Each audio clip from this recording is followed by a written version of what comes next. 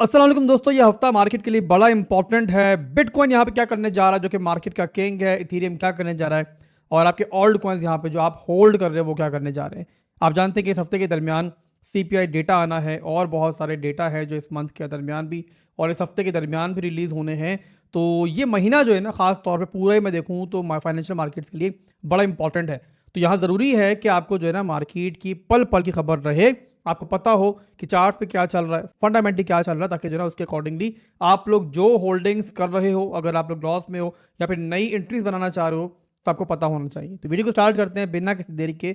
सबसे पहले चलूंगा चार्ट पे, आपको लेकर बताऊंगा कि फंडामेंटल्स हमारे पास क्या मौजूद है इस टाइम, कौन से बड़े इवेंट्स हैं यहाँ पर जो लाइनअप है, क्या उनका असर मार्केट पे पड़ेगा शॉर्ट टर्म के लिए और मिड टर्म के लिए, वो चीज़ें बताऊंगा। उसके बाद दोस्तों फिर चार्ट्स बताने जा रहा हूँ मैं आपको, बिटकॉइन का बताने जा रहा हूँ, इथेरियम का बताने जा रहा हूँ और बहुत सारे ओल्ड कॉइन्स भी आज की वीडियो में शामिल करने जा रहा हूँ। तो ज़रूर देखो पूरी वीडियो और मैं ट्राई करूंगा कि जो बहुत डीप में ना जाया जाए, बल्कि ओवरऑल जो है ना बस आपको एक मैक्रो की पिक्चर दिखाई जाए, ताकि उसके अकॉर्डिंगली जो है फिर आप जो है ना आगे बढ़ सको।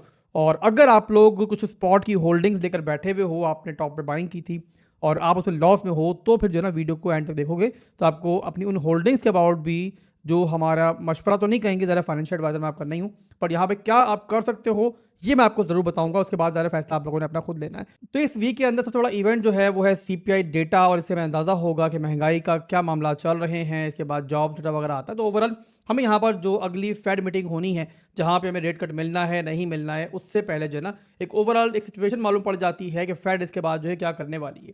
अब यहाँ पर दोस्तों जो सीपीआई डेटा आना है वो आना है February 13 को। अब यहाँ पर जो फोरकास्ट है वो है इसकी 2.5%, प्रीवियस नंबर था 2.7%।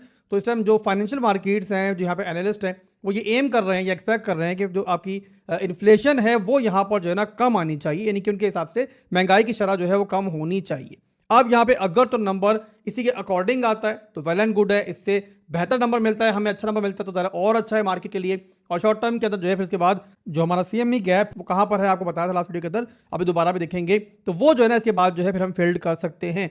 पर अगर नंबर गलत आता है और नंबर यहाँ पे उम्मीदों के बरखिलाफ बहुत बुरा आता है, तो फिर यहाँ पर क्या होगा दोस्तों, फिर ये होगा कि जो लास्ट लो है ना आपका, वो यहाँ पर जो है खतरे में पड़ेगा। इसके अलावा यहाँ पर सीपीआई डेटा आने से पहले स्टॉक्स वगैरह और फाइनेंशियल मार्केट्स वगैरह, बिटकॉइन भी शामिल है इसके अंदर, वो थोड़ा सा यहाँ पे रिट्रेस हुए हैं। बहुत बड़ा रिट्रेसमेंट तो नहीं है, पर थोड़े बहुत रिट्रेस हुए हैं। उसका रीज़न बता दूं मैं आपको, क्यों आखिर मार्केट थोड़ा सा रुक के चल रही है। तो रीज़न ये मेरे भाई कि जो असल सीपीआई डेटा आना था ना, तो डेट थी इसकी, वो यहाँ पे पोस्टपोन की गई थी। रीज़न कि यहाँ पे थोड़ी देर के लिए यूएसए का शटडाउन हुआ था और उसी दरमियान डेटा आना था जो नहीं आया। तो अब यहाँ पर जो अगली डेट है वो आपके सामने 13 है। तो यहाँ पे इसी रीज़न की वजह से अब जो ना मार्केट देखना चाह रही है और जो एनालिस्ट हैं, जो ट्रेडर्स हैं, वो देखना चाह रहे हैं कि यहाँ पर क्या सीपीआई डेटा आता है, ताकि उसके अकॉर्डिंगली जो है ना अपनी पोजीशंस को वो आगे लाइनअप करें, मैनेज करें। और अभी के लिए आप कह सकते हो कि यहाँ पे मार्केट थोड़ा सा वेट कर रही है और अगले 2-3 दिन के दरमियान जो है आपको मार्केट थोड़ी बोरिंग दिख सकती है, और जब ये टाइम नज़दीक आएगा वहाँ वॉल्टैलिटी दिख सकती है और असल मूव जो है मोस्ट प्रॉब्ली जो है आपको सीपीआई डेटा के बाद जो है देखने को मिलेगा। इसके बाद चलते हैं चार्ट्स के ऊपर। बहुत स्पीड के साथ जो है ना मैं आपको यहाँ पे एनालिसिस देने वाला हूँ, बहुत डीप में नहीं जाएंगे, वीडियो लंबी नहीं करनी मैंने, और बहुत सारे यहाँ पे कॉइन्स हैं जिनको हम डिस्कस करेंगे आज वीडियो के अंदर। पहला है हमारा किंग मार्केट का बिटकॉइन। तो वीकली कहते हैं दोस्तों स्ट्रेट फॉरवर्ड, तो समझ लो आप लोग कि बिटकॉइन का जो स्ट्रक्चर है वो नेगेटिव है। स्ट्रक्चर जो है बिटकॉइन का टूटा हुआ है काफी पहले से। इसके अलावा बेयर फ्लैग का ब्रेकडाउन हुआ था और यहाँ पे 60,000 का लो इसके बाद लगा था।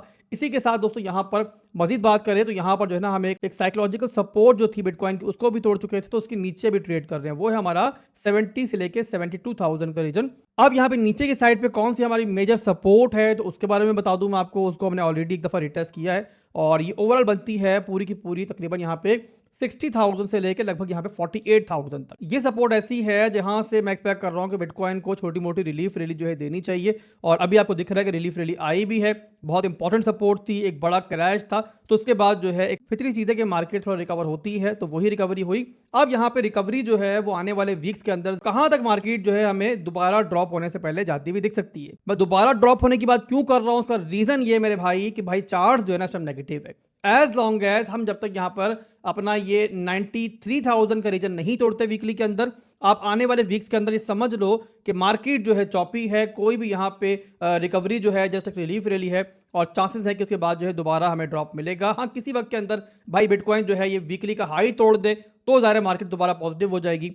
उसमें कोई शक नहीं है, बट अभी के लिए चार्ट मौजूद है, मैं आप तक वही पहुंचा रहा हूं कि भाई वो जो है ना, यहाँ मामला जो है यही है। अब हम क्या बात कर रहे थे कि जो रिकवरी आ सकती है वो कहां तक आ सकती है, तो उसके लिए मेरे भाई हमारे पास एक कन्फ्लुएंस मौजूद है, और वो ये कन्फ्लुएंस है कि ऊपर जो है ना हमारे पास एक अनफिल्ड सीएमई गैप मौजूद है। वो सीएमई गैप कहां पर है, तो वो है मेरे भाइयों 80 से लेके 83,000 के अबाउट, इसी के आसपास है।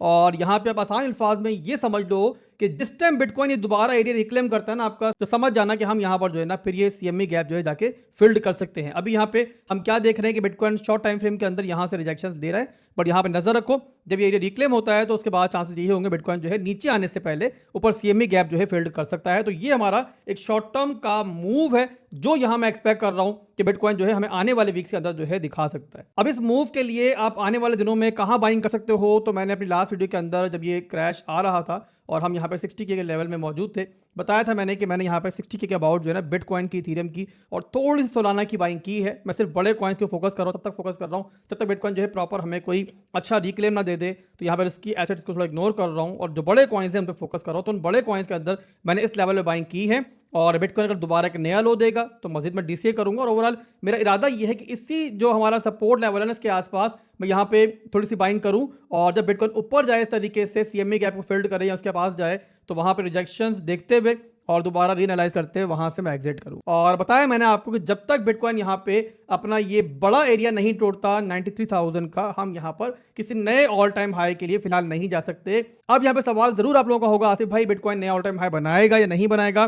तो भाई मैं जो एक्सपेक्ट कर रहा हूँ, जाहिर है ये चार्ट की बेस पे नहीं कर रहा हूँ, ऐसे फंडामेंटल्स इसकी बेस है मेन, तो वो मैं एक्सपेक्ट कर रहा हूँ भाई कुछ अरसा हम चॉपिनेस देखेंगे, थोड़ा मार्केट हमें और बोर करेगी, ऊपर नीचे होगी, मजीद रिजेक्शंस भी हमें देखने को मिलेंगी। और ये कह लो आप आसान अल्फाज में कि भाई कल परसों में जो है बहुत जल्दी जो है नया ऑल टाइम हाई बनने नहीं जा रहा। इतने बड़े डम्प्स के बाद, इतने बड़े क्रैश के बाद जो है ना मार्केट थोड़ा टाइम लगाती है, फौरी तौर पर रिकवर होना मुश्किल होता है। अगर रिकवरी आए भी तो शॉर्ट टर्म के लिए होगी और उसके बाद दोबारा जो है रिजेक्शन आ सकती है। तो आसान अल्फाज में ये लेवल है पूरा हमारे खेलने के लिए। इसी लेवल के दरमियान फिलहाल जो है हम देखेंगे, बहुत दूर की नहीं सोचेंगे, एज लॉन्ग एज बिटकॉइन हमें इस लेवल के ऊपर क्लोजिंग कोई नहीं देता। क्लोजिंग होगी तो फर्दर सोचेंगे, अदरवाइज फिलहाल जो है हमारा यही नीचे का लेवल है जिसको हम देख रहे हैं। अब जो लोग यहाँ 50 से लेकर 70% के लॉस तक में बैठे हुए हैं, जिन लोगों ने ऊपर टॉप पे बाइंग की होगी, ज़्यादा ऑल्ट कॉइन्स काफ़ी नीचे आ चुके हैं, तो उनको क्या करना चाहिए?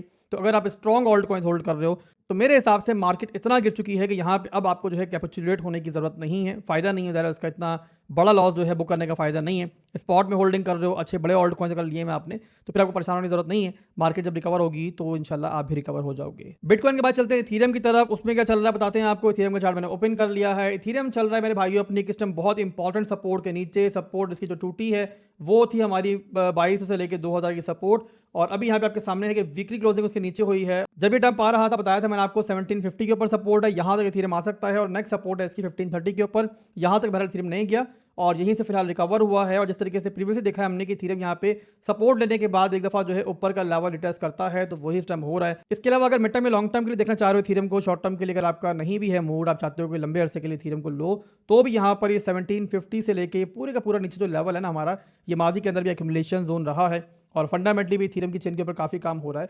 तो मिड टर्म में लॉन्ग टर्म के लिए एक अच्छा लेवल है जहां पर आप इसको देख सकते हो। इसके बाद कुछ टॉप ऑल्ट कॉइन्स हम मजीद देख लेते हैं। एक्सआरपी को देखते हैं, एक्सआरपी के अंदर क्या चल रहा है, चार्ट इसका भी ओपन कर लेता हूं मैं और इसके बारे में जल्दी से बताऊंगा आपको क्या हो रहा है इसके अंदर। एक्सआरपी के अंदर सिंपल है कि एक्सआरपी ने अपनी बुल सपोर्ट यहाँ पे तोड़ी है। ये वो सपोर्ट थी जो पहले 2021 के अंदर इसके लिए रेजिस्टेंस थी और अब यहाँ पे टूट की सपोर्ट बनी थी। यहाँ पे देख सकते हो कि इसी लेवल टूटने के बाद जो है ना एक्सआरपी में पूरे का पूरा एक बुलिश वेव आया था और अब ये सपोर्ट टूटी है। तो यहाँ पे जब तक इसके नीचे एक्सआरपी यहाँ पर थोड़ा सा नेगेटिव है और यहाँ पे नेक्स्ट सपोर्ट जो बनती है इसकी वो बनती है 0.9 की। और दोबारा पॉजिटिव कब होगा? दोबारा पॉजिटिव एक्सआरपी तब होगा जब प्रीवियस हाई को तोड़ेगा। ये लेवल है इसका, अब सप्लाईज हो, जब ये टूटेगा तभी जो है एक्सआरपी अब फर्दर जो है ऊपर जा सकता है। अदरवाइज दोबारा रिकवरी कोई भी इस लेवल तक आती है तो वहाँ पर दोबारा हमें जो है रिजेक्शन देखने को मिल सकती है। तो आने वाले दिनों के अंदर ये इसका सप्लाई जोन है। एज लॉन्ग एज ये नहीं टूटता हम यहाँ पर जो है एक्सआरपी के नीचे की रेंज में मौजूद है। ये एक्सआरपी हो गया।